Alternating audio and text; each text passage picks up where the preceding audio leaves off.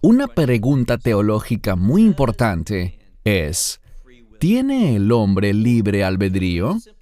¿O solo creemos que tomamos decisiones, pero en realidad Hashem está en control total de cada pensamiento y de cada cosa que hacemos?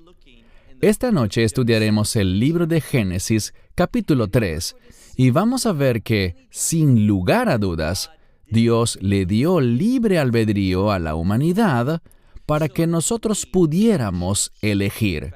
De hecho, en mi opinión, uno de los grandes poderes que tenemos es el poder de elegir, y podemos usarlo para bien o podemos usarlo para mal. En otras palabras, podemos elegir la voluntad de Dios o podemos elegir actuar y comportarnos en contra de la voluntad de Dios.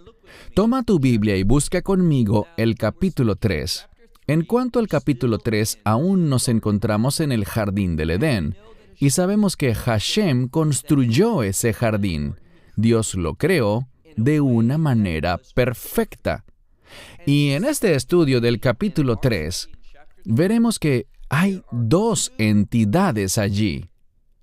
Una es una entidad viviente y la otra es un árbol que está vivo, pero es diferente a esa primera entidad de la que hablaremos.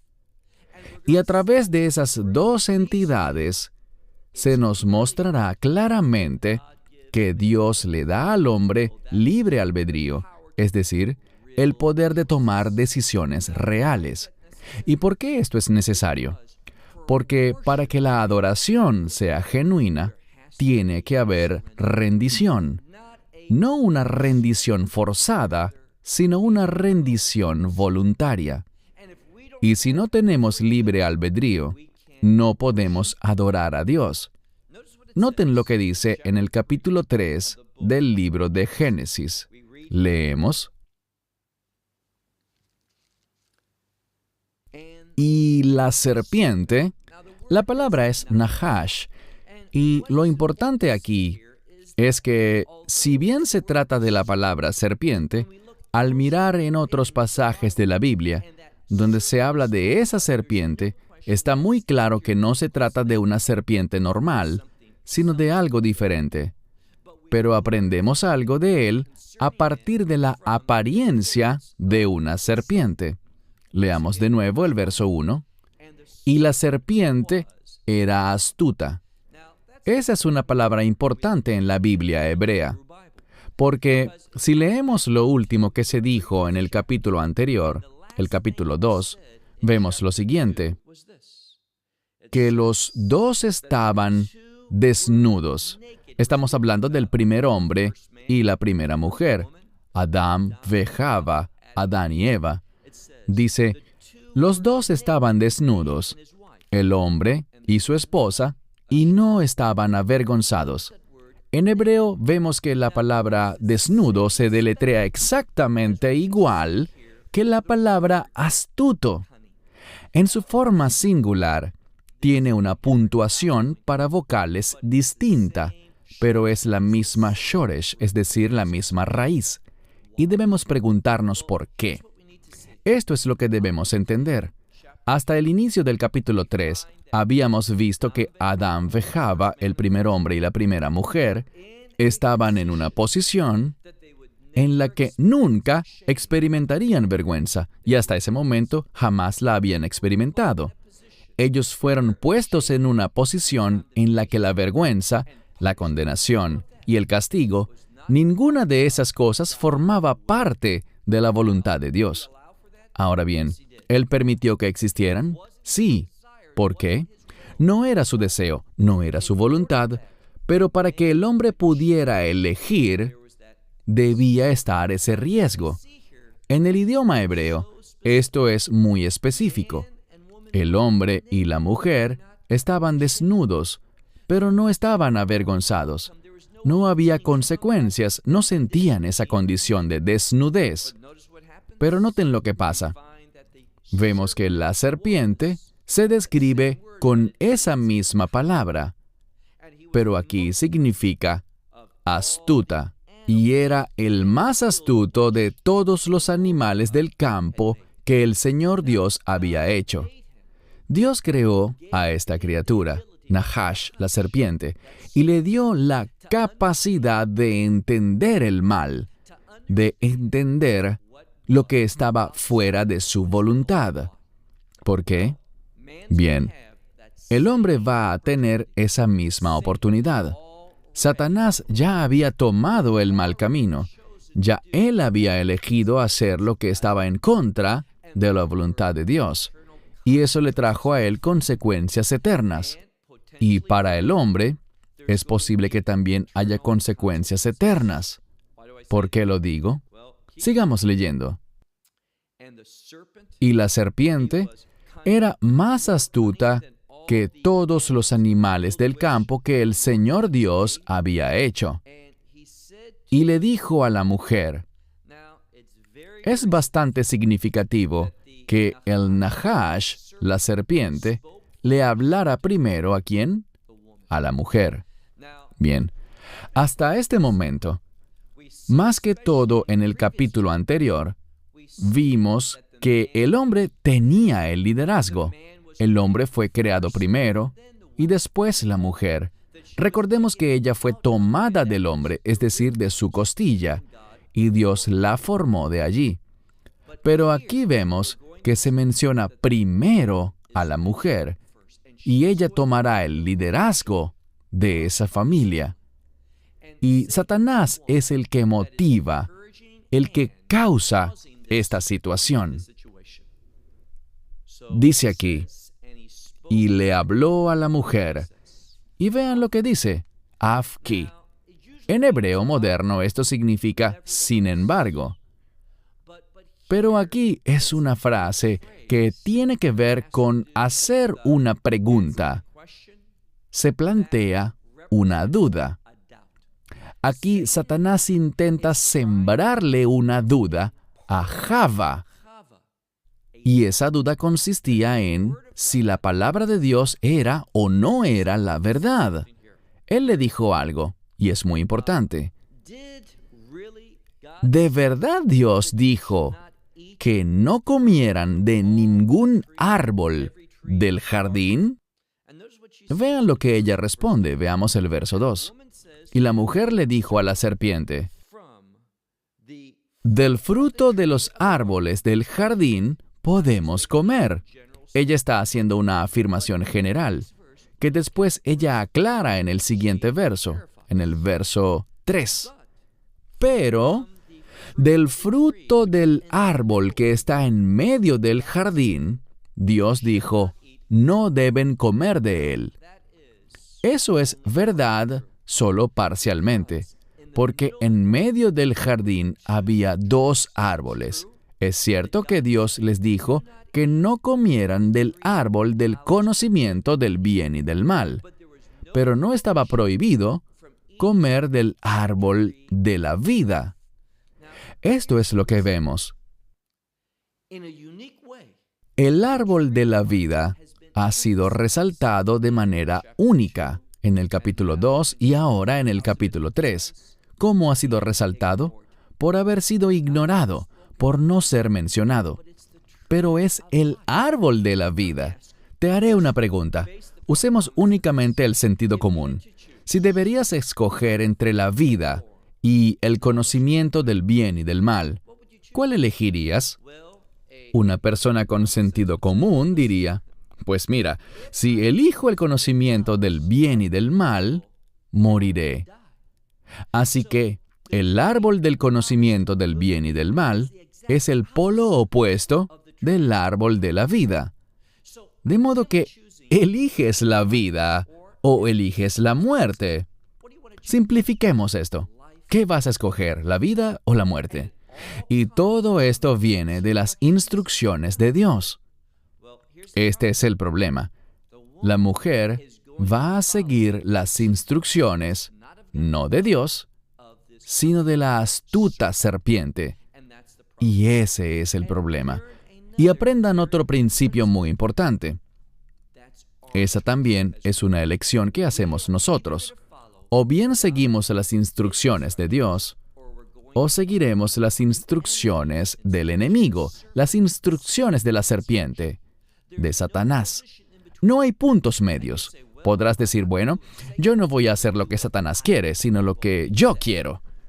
Cuando haces eso, estás exactamente haciendo lo que Satanás quiere que hagas, y veremos eso de manera muy clara en el verso siguiente. Verso 3. Del fruto del árbol que está en medio del jardín, es decir, en el centro del jardín, Dios dijo, no coman de él, ni lo toquen, no sea que mueran. Esa es una afirmación muy importante. Es una afirmación falsa. Dios nunca les dijo a Adán, ve Java, Él nunca les dijo que si tocaban ese fruto, iban a morir. No, eso lo agregó ella. Y esto es lo que comentaré al respecto. Una de las características, de las cualidades del judaísmo rabínico, es que les gusta construir barreras. En nuestra propia mente, eso suena bien. Si hay un peligro de violar un mandamiento, no quiero ni siquiera acercarme a eso. Así que le pongo una barrera alrededor para no poder acercarme y así no ponerme en peligro. Pero el problema viene al agregarle cosas a la palabra de Dios. Cuando le agregamos cosas, seguramente vendrán problemas. Así que en este pasaje, vemos que Java le está agregando a la palabra de Dios. Ella dice, Dios me dijo que si lo tocaba siquiera, iba a morir. Pero no es cierto. Así que lo que yo podría concluir de esto, no es que ella esté mintiendo, sino que no escuchó con atención. Estaba equivocada. No está manejando correctamente la palabra de Dios. Estaba recordando lo que ella creía, pero no la verdad. Ahora bien, si uno no está seguro, ¿qué hay que hacer? Ir a la fuente. ¿Por qué no incluir a Dios en la ecuación? Este es el principio.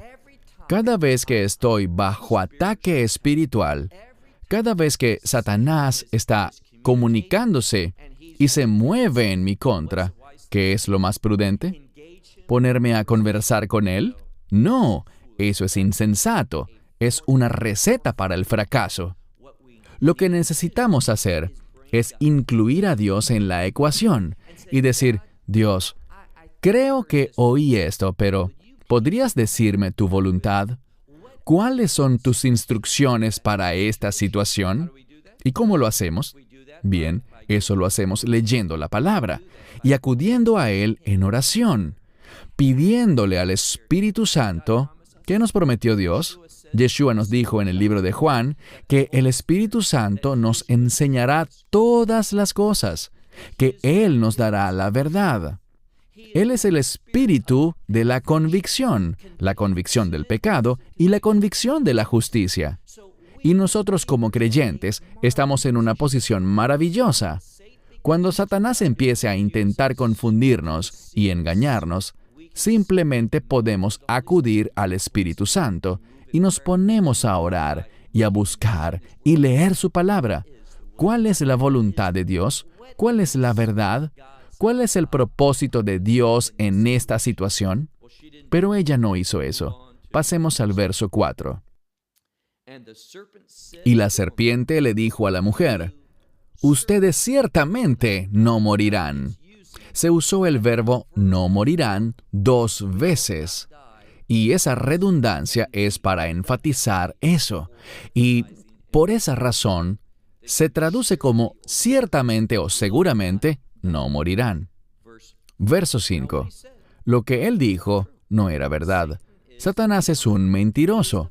Él es el padre de las mentiras, así que eso no debería sorprendernos. Él hace trampa. Y además, noten lo que hace. Déjenme buscar bien la palabra. Creo que la mejor forma de decirlo es que él distorsiona. Esa es la palabra. Él distorsiona el carácter de Dios. Verán, Dios quiere que tengamos vida y que la tengamos en abundancia, siempre en aumento. Esa es la naturaleza de Dios. Muchas oraciones empiezan así. Dios, eres un Dios bendito. Y eso es muy cierto. Satanás quiere decirte, no, ese no es Dios. Dios no quiere que te diviertas. Dios no quiere que estés alegre, esperanzado ni feliz. Y no es cierto. Dios sí quiere que tengamos esas cosas, pero solo las tendremos en su voluntad. Él no nos hace felices haciendo nuestra voluntad, porque nuestra voluntad no es tan buena como su voluntad. Sigamos leyendo. Está hablando Satanás. Porque Dios sabe que el día que coman de él, los ojos les serán abiertos y serán como Dios, conociendo el bien y el mal. De nuevo, eso es verdad en parte, pero no del todo. Es decir, Dios simplemente dijo que ese es el árbol del conocimiento del bien y del mal. Y ustedes conocerán la bondad de Dios porque ya la ha provisto, pero también conocerán lo malo, eso que no está conforme a su voluntad. Eso es la muerte. Por eso les dijo, van a morir. Pero vean cómo lo presentó Satanás. Él dijo, ¿saben? Dios no quiere que sepan esto. Él no quiere que sean como Él. Dios está celoso, inseguro. Quiere mantenerlos pisoteados para Él seguir arriba. Así es como Satanás se sentía, porque Satanás quería ser más grande que Dios. Él quería llegar a la misma altura del cielo, e incluso más alto. Y Dios lo hizo caer. ¿Y qué estaba diciendo él? Oye, Dios pisotea a las personas. Dios no quiere que seas feliz. Dios no quiere que sepas estas cosas. Dios no quiere que seas como Él. Él quiere ser el único especial. Eso no es más que una distorsión de la verdad. Y eso es lo que Satanás hace todo el tiempo. Pasemos ahora al verso 6. Y la mujer vio que bueno es el árbol para comer. Este es el problema. Ella está tomando esa decisión, está evaluando las cosas basada en... ¿Cuál es la primera palabra aquí? Es el verbo ver. Así que está tomando la decisión con los ojos. Hace algunas horas salí con unos amigos que estaban de visita y fuimos a la tumba de Shemshon, es decir, de Sansón, y hablamos de él. ¿Y qué sabemos de Sansón? Que él tomaba decisiones con los ojos. Si veía a una mujer, decía, la quiero, ella es buena para mí. ¿Quién decía que era así? No sus padres y ciertamente tampoco Dios. No según las normas que Dios le había dado a su pueblo. Pero Shemshon, es decir, Sansón, tomaba decisiones con los ojos. ¿Y qué resultó? Un desastre. Lo mismo pasó aquí. Aprendamos este principio bíblico. ¿Qué pasa si tomamos decisiones con los ojos en vez de con los oídos? ¿Debemos ser personas que ven la palabra de Dios? No dice eso. Dice que debemos ser oidores de la palabra de Dios. Al oír la palabra de Dios podemos convertirnos en hacedores de la palabra de Dios. Pero la vista no es lo importante. No dice que camines por la vista, sino que camines por la fe. Y aquí Java estaba haciendo una mala decisión. Estaba evaluando las cosas con los ojos. Les contaré algo. Recuerdo que cuando era muy niño, mi mamá había comprado unas frutas, o al menos yo creí que eran frutas, y las puso en un tazón en la mesa. Y al entrar, vi esa manzana y pensé, ¡wow! Esa manzana es perfecta. Es la manzana más perfecta. Yo no era adulto en aquel momento, tendría unos 4 o 5 años. Y la tomé en mi mano y la mordí. Y aunque han pasado muchos años, mi mamá aún tiene la fruta de plástico con las marcas de mis dientes. Para mí, se veía muy buena.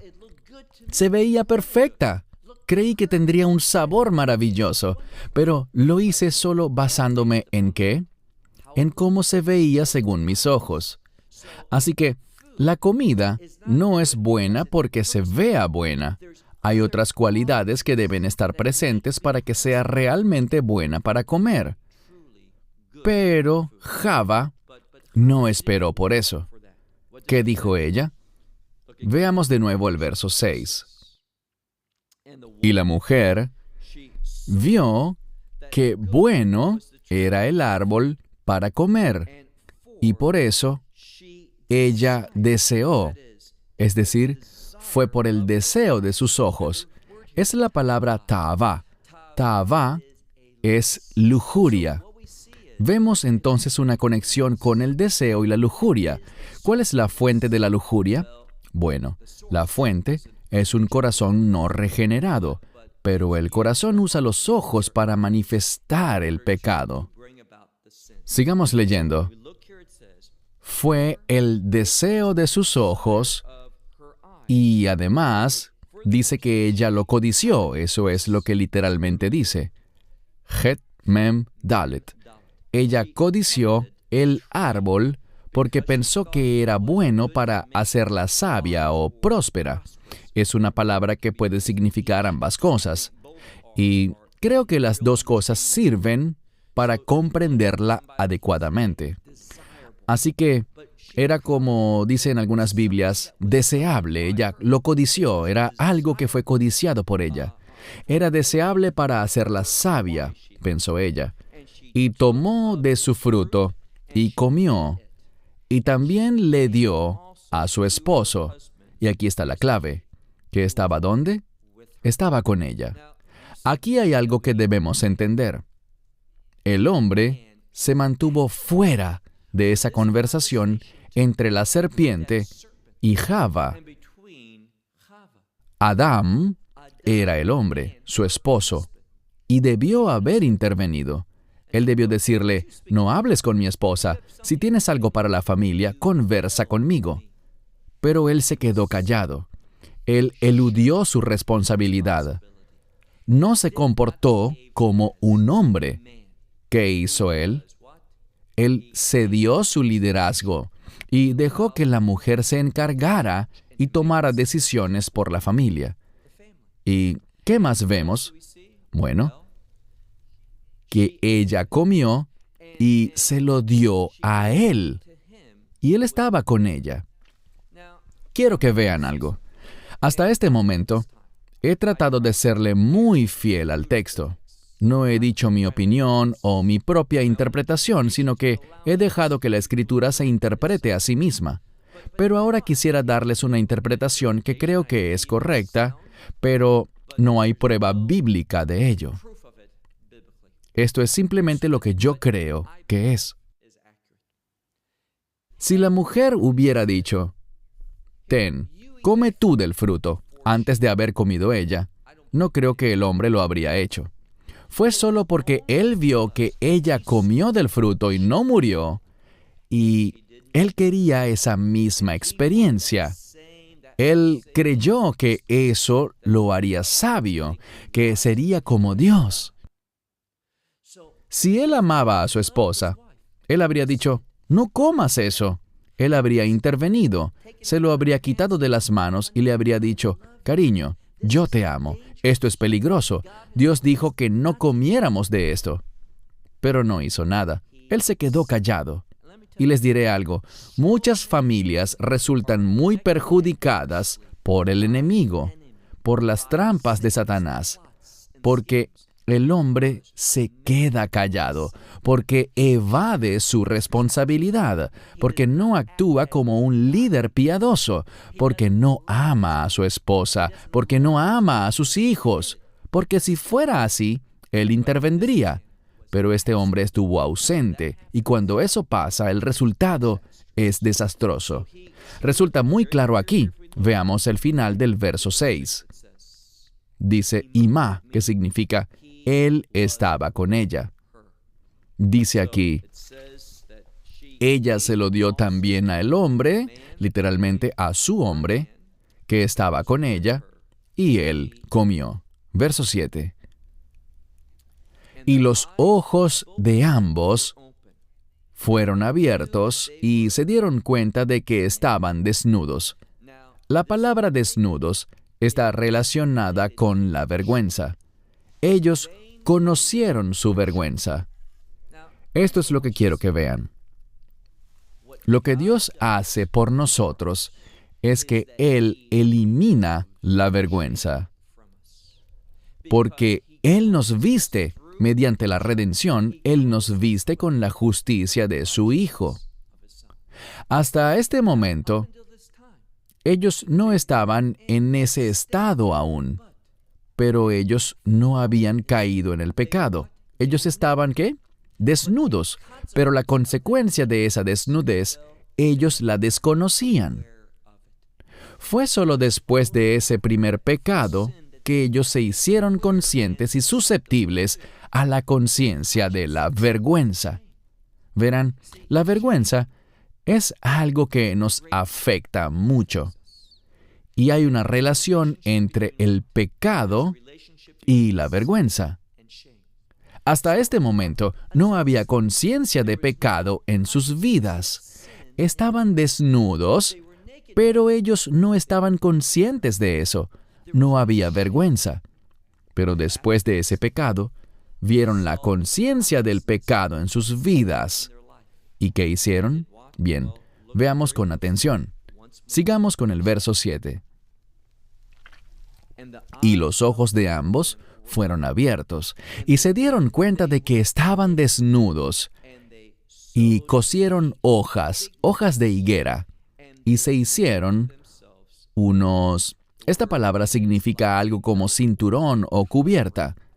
Aquí hay algo significativo. Ellos confeccionaron algo para cubrir su vergüenza, y lo hicieron con hojas. ¿Con hojas de qué árbol? De la higuera. Esta es la primera vez que se menciona a un árbol por su nombre, a excepción del árbol de la vida y el árbol del conocimiento del bien y del mal. La higuera tiene un rol prominente en lo concerniente a tapar la vergüenza. Y espero que sepan a lo que me refiero, porque en la Escritura hay una relación entre la higuera e Israel. Se supone que Israel haga eso. Se supone que debe lidiar con las consecuencias del pecado. ¿Cómo? Enseñando la palabra de Dios, dando a conocer la redención, el mensaje del Mesías, el Evangelio. Aquí vemos que esa higuera cumplió con su propósito. Pero desafortunadamente, la higuera de Israel no hará un buen trabajo, sino hasta el final de esta era. Pero quiero que sepan esto. La mejor época de la higuera es en el reino milenial. Y es por eso que tantos maestros cristianos que no saben de la importancia de Israel niegan el reino milenial. No saben nada de eso, porque las escrituras que hablan del reino milenial también hablan de Israel. Es la mejor época de Israel, y ellos simplemente no ven eso en sus teologías. Pero hay una insinuación de eso en este pasaje. Sigamos leyendo. Y cosieron hojas de higuera, y se hicieron, creo que en muchas Biblias dice delantales, pero literalmente es la palabra cinturón, jagorá, en plural. Veamos ahora el verso 8. Y oyeron el sonido del Señor Dios caminando en el jardín, y en el viento o la brisa del día. ¿Y qué hicieron? Se escondieron. El hombre y su esposa se escondieron del Señor Dios en el medio del jardín, en el árbol, en medio del jardín. Esto es otra cosa que quiero que vean. Ellos estaban muy, pero muy cerca del árbol de la vida, pero no actuaron según la provisión de Dios. Y había un tiempo limitado. No pasen esto por alto. Es muy importante que vean lo que dice este pasaje. Dice que el hombre y la mujer, su esposa, se escondieron del Señor Dios en medio del árbol del jardín. Esta palabra para árbol no se refiere al árbol del conocimiento del bien y del mal, sino del otro árbol. Tenían poco tiempo para agarrar el fruto del árbol de la vida, pero no lo hicieron. No actuaron según la provisión de Dios. Y cuando no actúas según la provisión de Dios, ¿qué sucederá? serás expulsado del jardín de Dios. Y sabemos que hay una relación entre el jardín de Dios y el reino de Dios. Eso lo vemos en el libro de Ezequiel. Bien, sigamos leyendo. Verso 9. Y el Señor Dios llamó al hombre y le dijo, básicamente, ¿dónde estás? Y él respondió, tu voz la he oído en el jardín. Luego dice, y tuve miedo por la desnudez, así que me escondí. Así que el hombre oyó la voz de Dios, ¿y qué hizo? Se escondió. Aquí hay otro principio importante. Cuando estamos en pecado, ¿qué haremos? Huiremos de la voz de Dios, o de la palabra de Dios, o de la presencia de Dios. Eso es lo que hace el pecado. Y por eso el pecado es tan destructivo, hace que nos alejemos de la presencia de Dios. Incluso aquí, Dios estaba buscando al hombre, y el hombre huyó. ¿Ven el paralelismo con nuestra vida diaria? Tomamos las mismas decisiones equivocadas, y en lugar de apropiarnos de la provisión de Dios y buscar el perdón, en vez de buscar su provisión para vencer la muerte, es decir, en vez de buscar al árbol de vida, y sabemos que hay una relación entre el árbol de vida y la cruz. Y el hombre dijo, oí tu voz en el jardín y tuve miedo porque estaba desnudo y me escondí. Verso 11. Luego habló Dios, ¿quién te ha dicho que estás desnudo? Del árbol que te mandé que no comieras, ¿has comido? Esto es lo que vemos. Todo esto pasó debido a la desobediencia. Esta no era la voluntad de Dios. Te preguntaré algo. ¿Le sorprendió a Dios que el hombre hiciera eso? No, Dios lo sabe todo. Pero el hecho de que Dios conozca el futuro no significa que Él sea la causa de todo lo que pasa en el futuro. Dios, a través de su instrucción, su palabra, su provisión, le ha dado todo lo necesario al hombre para que éste tome la decisión correcta. Pero cuando nos alejamos de su voluntad, cuando no hacemos lo que Él nos ha llamado a hacer, cuando no asumimos correctamente la responsabilidad que Él nos ha dado, esto es una invitación para que el enemigo venga. Él es más astuto que nosotros. Por tanto, Él terminará engañándonos.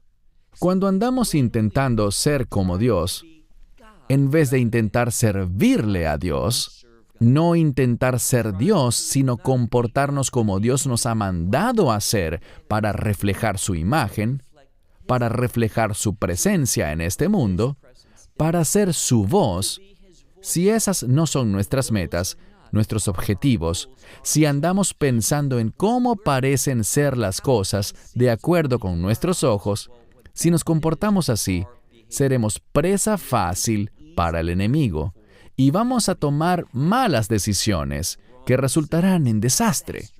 Bien, cierro con esto. Seguiremos la próxima semana con otra parte del capítulo 3 para continuar con esta historia y aprender más sobre las consecuencias del pecado, cuán desastrosas son y por qué estamos tan necesitados de la provisión de Dios, de ese árbol de la vida, lo que Él finalmente proveyó para nosotros a fin de que se produjera una transformación de la muerte a la vida a través del mensaje de la cruz. Hasta la próxima semana. Que Dios les bendiga ricamente. May God richly bless you. Esperamos